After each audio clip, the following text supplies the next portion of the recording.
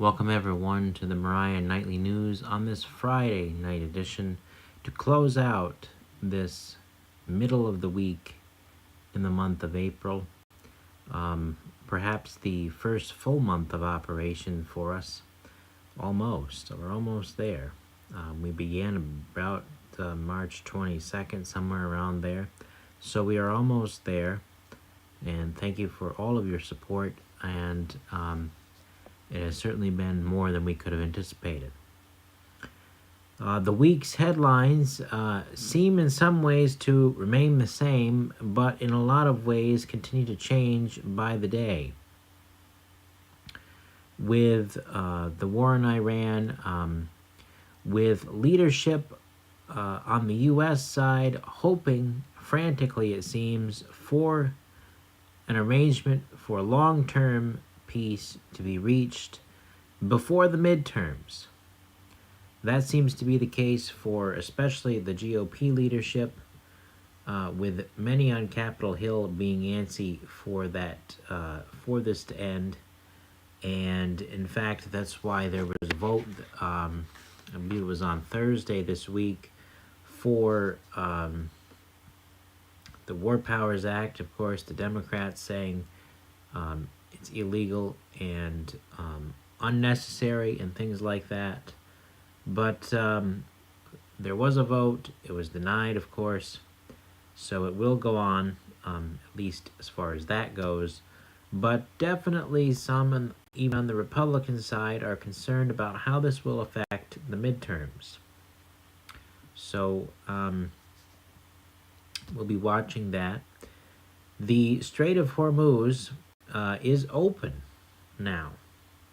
It was opened up at the end of this week as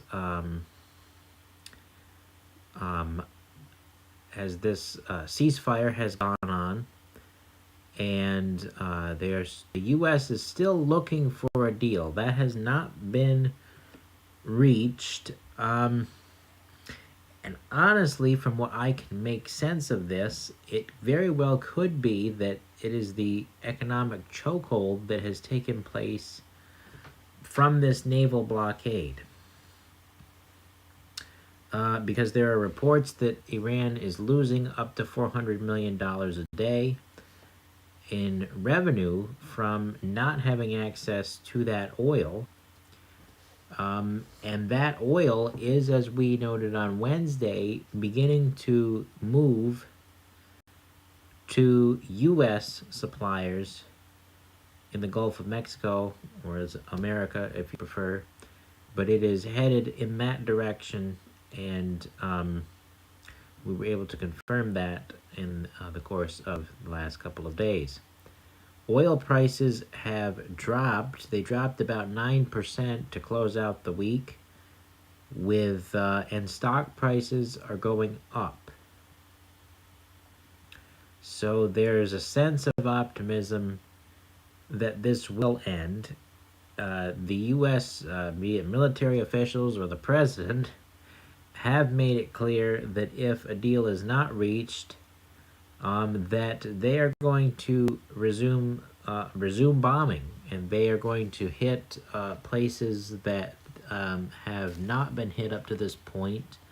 I believe there's talk about hitting different strategic points in terms of civilian infrastructure, like power plants and things like that, that are also strategic military targets, as well as being civilian infrastructure in their own right. Now, one of the things that very quickly caught my attention was China saying that, well, first of all, China is saying that they are fully on board with opening the strait. They are just as much backing the strait being open as anybody else in this matter. Europe is also backing it, even though they did not want to help the U.S. But of course, China is also has some stake, or some, I guess, at play here with this oil. But that was not the headline that caught my attention for China. The headline that was sort of eye-opening was China saying that they were open to taking Iran's uranium. And this was believed, according to the Associated Press, to be uranium that was left over from Operation Midnight Hammer last June. And so it's underneath those damaged nuclear sites inside Iran.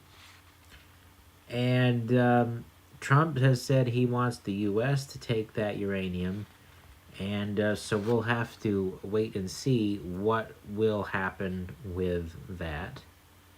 And I don't think it would be much of a stretch for me to say that I think that's a terrible idea for China to take that, given that China has been such a vocal adversary to the United States over these last couple of decades, especially in recent years, saying that they want to overtake the U.S. as the global superpower, and all of those things, and their communist ideology and outright repression of their people, and all of that would not be good for the world, let alone the United States. So a lot at stake here for the global balance of power. I know that I've said that on this broadcast before, but regardless of where the war goes from here, whether it ends in this ceasefire or not, things are going to look very differently in the Middle East and beyond.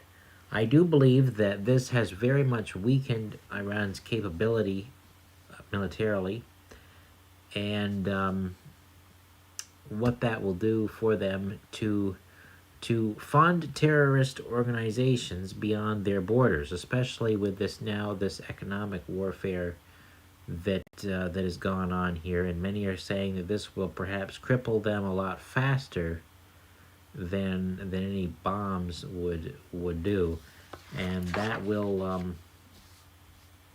definitely, in terms of Hezbollah, Hamas, and any other organization in the area. And of course, it was interesting in a little bit of research that Iran has been loosely associated for decades with groups like the Taliban, Al-Qaeda, which were responsible for 9/11. So to say that this was just something that Israel dragged the United States into without any kind of context or warning is just plain nonsense. So the USS Gerald Ford is back in the region after that fire that happened on board at the start of the conflict. It is back in the Middle East. Of course, they were in the news earlier this week for having broken the record for the longest post-Vietnam era deployment, and Democrats decried that as being horrible, that the military would be doing its job. And certainly we want to thank the military and, in my opinion, vote out the Democrats. So that's what went on there. The Lebanon-Israel conflict is on a 10-day ceasefire that took effect today, Friday. That has taken effect now after the peace talks, which began on Tuesday at the White House. And this was the first high-level talks since 1983 with between the Lebanese and the Israelis. They have been, on paper, at war since Israel's rebirth in 1948. Not their founding, their rebirth, because they are a very ancient biblical nation that was prophesied to return at the end of the age, but that's totally separate from the current political, somewhat separate from the political climate, though connected to the headlines for sure. So, and of course, in the headlines continues to be the Pope versus Trump. The Pope was in Africa this week, and in Cameroon, and he gave this whole impassioned speech talk and noted that a handful of tyrants ravages the earth, and about like his predecessor, Pope Francis, has nothing to do but talk about the environment without any kind of statement on abortion or human sexuality or anything that would be important to anyone paying attention. So the interesting thing was that it was noted that in that meeting, that where he gave that peace lecture, it was moderated by there was of course a Catholic nun, a Presbyterian minister, which was probably one of the more liberal branches if I had to guess, and an imam. So embracing the hand of the Muslims. But of course, it was interesting to note too that with all of the talk of sparring with the president over Iran, that with everything going on in Nigeria against Christians, the Pope has been silent on all of that, including the death of somewhat of upwards of 40 Catholic bishops that have died, and guess who has been doing the killing? Iranian-backed groups and terrorists. And to condemn one and not the other just seems like just lunacy to me. But that, of course, is my opinion, and I have made that clear that it's just not in line with anything that the church has taught over the centuries. And I will hold to that without an issue. So as mentioned, the Democrats did call up to vote in Congress the War Powers Resolution. The War Powers Resolution goes back to 1973. The current one that is on the books at the federal level, it was there was a 47 to 52 vote to not change the resolution, so it will remain in effect for now. Currently, it's a 60-day deployment of troops or military assets or what have you, and he can, with a 90-day limit if Congress so chooses. And in that article from the Associated Press, it noted that the Republicans are getting a little bit nervous with the midterms approaching. But there definitely is this dividing line of opinion that the war is not producing the outcomes that we think it is, and I don't see how that would be possible given that given what we've seen the military do for anyone that actually is paying attention. And I almost think some of these people are living in another world. So but again, that's my opinion, and you are free to disagree, and if you really disagree, you can watch another program. So on the local level, the Youth Conservation Corps and the Moriah Youth Commission, of course, are starting up for the summer. They are hiring, as of today, according to the Town of Moriah's Facebook page. So if anyone is interested in that, they can find those resources available. The boil water notice that we had earlier this week, of course, Monday night there was a huge water main break in the Broad Street, Switchback Road, and Forge Hollow, and that's part of Moriah. That was all repaired, and because the bacterial tests came back negative, the boil order was lifted as of yesterday afternoon. And the Sun, Times of Thai edition, which came out today, and not much newsworthy to report in there, at least for the Moriah Ticonderoga region, except for the upcoming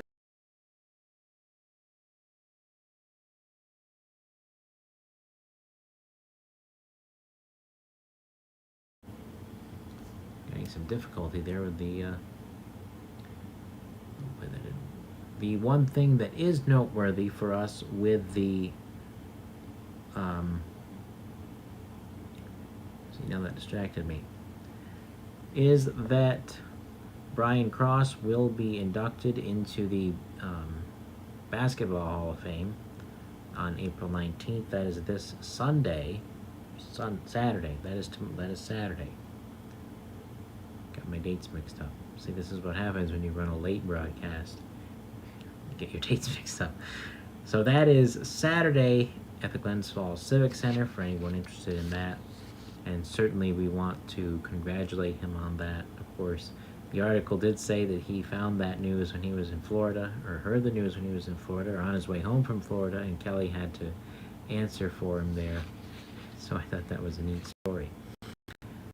Softball, the softball program, of course, is expected to have some growth this year. We've got a few freshmen coming up to join the varsity ranks. Sadie Sargent, Sophia Taylor, and Gianna Vargo are coming up to varsity this year.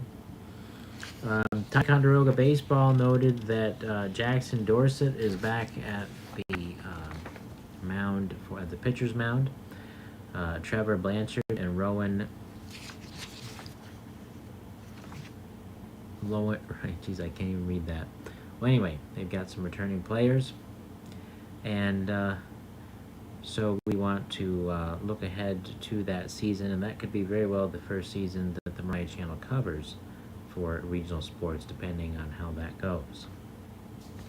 Interestingly enough, on there was a Gallup poll that came out this week indicating that young men are heading on the upswing for religious tendencies, or heading more in the Christian side of things. And it does seem to be that the divide that has been noticed in the last year, 2 years, whatever, tends to be holding steady, that there's a divide between men and women, especially in the Gen Z bracket.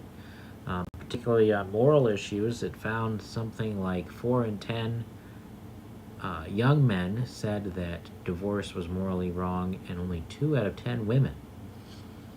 So that divide continues there, with that uptick in religious young men being more on the Republican side of the political spectrum than on the Democratic side. So it tends to be that the political shift and the religious shift coincide somewhat, according to this Gallup poll that came out via the Associated Press this week. So all interesting things to watch as the national level pushes down to the local level as well.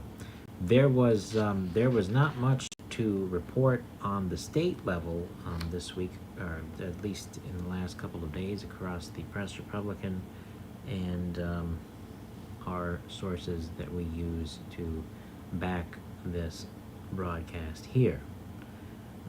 If we had the Times Union, that might be a little more, that might give us a little more information for the Albany area, but even that sometimes has proven somewhat limited. So probably when Kathy Hochul is being quiet, might not be a bad thing, but then again, it could be, because if she's quiet, she's probably doing something illegal. Anyway, given that survey, church this weekend is at 9 a.m. at the Moriah Methodist Church, and they are having 2 more weekends, this Sunday and next Sunday, before they head down to the Presbyterian Church. Of course, they are in that joint pastoral arrangement there. And then 11 a.m. at St. Patrick's for the churches in Moriah. Lake Champlain Bible Fellowship, I believe we had mentioned them on an earlier broadcast, I believe it being 10:30 or something like that. And I have no clue what goes on there these days, but I guess they are still open for anyone interested. Otherwise, if you want to go further south into Ticonderoga, just to name a few, Ticonderoga Assemblies of God, for those in the Pentecostal world, at 10:30 a.m., Lakeside Regional at 10 a.m., St. Mary's Catholic, and that's on the Catholic side, at 9:30 a.m., and Cornerstone Alliance at 10:30. So that is around the region and the world, and we will see where this goes in the next week, where it pans out. I do apologize for the brief cutout of the feed there. That tends to happen when you're dealing with equipment. It's just par for the course. So that is the Moriah Nightly News for not only April 17th, but for this week, in this middle of April, and hopefully we will have some decent weather over the weekend. It is supposed to be in the 70s tomorrow on Saturday, so do get out and do enjoy yourselves, and be safe, and we'll see you back here on Monday.